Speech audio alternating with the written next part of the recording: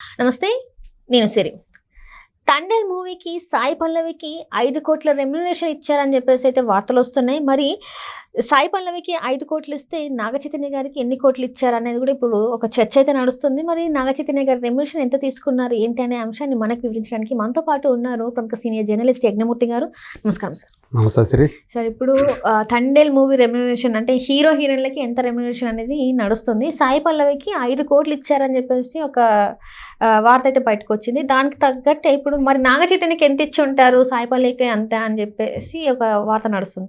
Sir ఎవరికి ఎంత ఇచ్చారు సార్ వాస్తవంగా? అసలు సాయి పల్లవికి 5 కోట్లు తండేల్ అంటే అమ్మో అని చెప్పేసి అందరూ నూరేళ్ళు పెట్టారు. ఎందుకంటే తండేల్ అనేది ఒక మీడియం బడ్జెట్ సినిమాని ఇదివరకు అనుకున్నారట. కాదు, అది మీడియం బడ్జెట్ కాదు, చాలా హై బడ్జెట్ సినిమానే.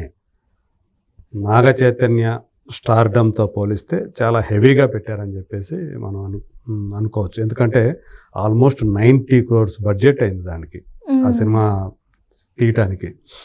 ఎందుకు అయిందంటే ఆ కంటెంట్ వల్ల ఎక్కువగా సముద్రం మీద తీయాల్సినటువంటి సీన్లు. దానికి మరి సముద్రం మీద అంటే కొన్ని లైవ్ షాట్ కొన్ని తీసినా కాబట్టి చాలా వరకు కూడా విఎఫ్ఎక్స్ తోటి మ్యాచ్ చేయాల్సి ఉంటుంది.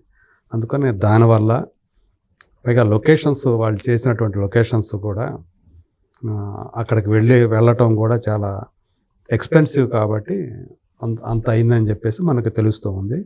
పైగా ఇది కేవలం తెలుగులో మాత్రమే రిలీజ్ అవుతున్నట్టు రీజనల్ ఫిలిం కాదు, తమిళ్తో పాటు హిందీలో కూడా సైమల్టేనియస్గా రిలీజ్ అవుతున్నటువంటి సినిమా. అందుకని మరి దాన్ని తగ్గట్టుగానే రెమ్యూనరేషన్ కూడా ఉండాలి కదా. అందుకని సాయి పల్లవికి గతంలో ఆమె తీసుకునేది 2 కోట్లు అయితే ఈ సినిమాకి ఏకంగా 5 కోట్లు ఇచ్చారని చెప్పేసి మనకు సమాచారం అందింది. అది స్పెక్యులేషనా లేకపోతే నిజంగానే అంత ఇచ్చారని పక్కన పెడితే, మరి సాయి పల్లవికి 5 అంటే మరి నాగ చైతన్యకి ఎంత ఇచ్చి ఉంటారు ఈ లెక్కన. సో నాగ చైతన్య కూడా చాలా హెవీగా రెమ్యూనరేషన్ ఇచ్చి ఉండాలి. ఎందుకంటే గతంలో ఆయనకి 10 కోట్ల దాకా రెమ్యూనరేషన్ ఉంది ఆయనది. మరి ఇలాగ ఈ సినిమాకి ఎంత ఇచ్చి ఉంటారు, దానికి ఏమైనా డబుల్ ఇచ్చి ఉంటారా సాయి పల్లవికి ఇచ్చినట్లు అని చెప్పేసి ఈ మధ్య సోషల్ మీడియాలో అది నడుస్తూ ఉంది. యాక్చువల్గా మనకి అందిన సమాచారం ప్రకారం తను ఇదివరకు ఏ రెమ్యూనరేషన్ తీసుకున్నాడో ముందు సినిమాకి, ఈ సినిమా కూడా ఆయన అంతే రెమ్యూనరేషన్ తీసుకున్నాడు అని మనకు అందుతున్నటువంటి సమాచారం. అంటే 10 కోట్ల వరకు కూడా తన ఏదైతే ప్రీవియస్ రెమ్యూనరేషన్ ఎంతో మూవీకి, ఈ సినిమాకి కూడా అంతే తీసుకున్నాడు, ఒక పైసా కూడా ఎక్కువ తీసుకోలేదు అని మనకి అక్కడి నుంచి వస్తున్నటువంటి ఇన్ఫర్మేషన్. సో ఆ ఇద్దరికి కలిపి 15 కోట్లు. సో 90 కోట్ల సినిమాల బడ్జెట్లో 15 కోట్లు వీళ్ళిద్దరికే ఇచ్చారు. చందు ముండేటి కూడా, డైరెక్టర్ కూడా ఆల్మోస్ట్ సాయి పల్లవికే ఇచ్చినటువంటి రెమ్యూనరేషన్ ఆయనకు కూడా ఇచ్చారు అని చెప్పి సమాచారం. అంటే డైరెక్టర్తో కూడా కలుపుకుంటే అక్కడ 20 కోట్లు రెమ్యూనరేషన్ పోయింది. మిగతాది ప్రొడక్షన్కి, మిగతా రెమ్యూనరేషన్లు మిగతా వాళ్ళు ఎక్కువగా తీసుకునే వాళ్ళంతా లేదు కాబట్టి ఎక్కువగా మిగతా అంతా కూడా ప్రొడక్షన్కి ఎక్కువ ఖర్చు పెట్టారని చెప్పేసి మనకు అందుతున్నటువంటి సమాచారం.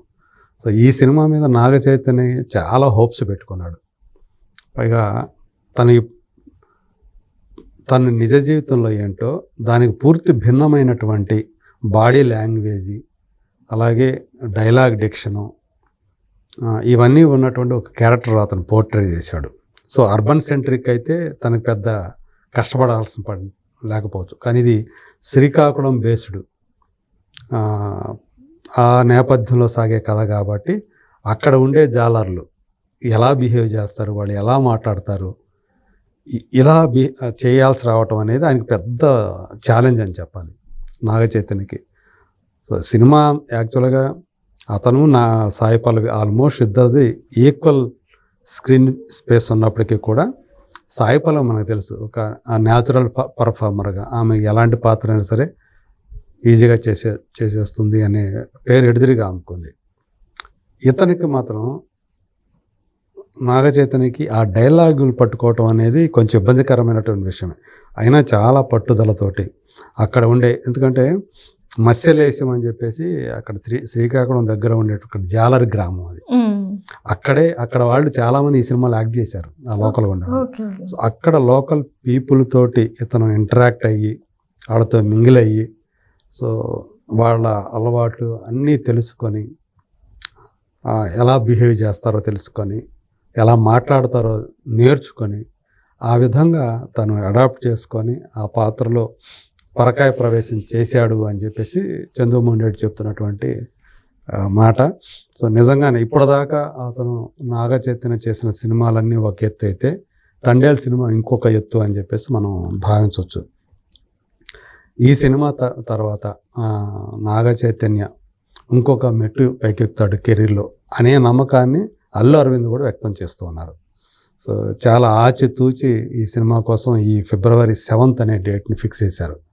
యాక్చువల్గా ఈ సినిమాకి డిసెంబర్లో వద్దామా లేకపోతే జనవరి సంక్రాంతికి వద్దామా అని ఇలా తర్జన భర్జన పడి యాక్చువల్గా డిసెంబర్కే రావాల్సినటువంటి సినిమా ఇది క్రిస్టమస్ టైంలో.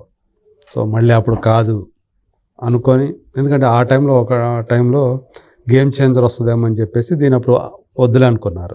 తర్వాత గేమ్ చేంజర్ సంక్రాంతికి వాయిదా పడింది. ఇది సంక్రాంతి వేద్దామా ఏంటి అని ఆలోచించారు. కానీ సంక్రాంతికి పెద్ద సినిమాలు ఉండే అవకాశాలు ఉంటాయి.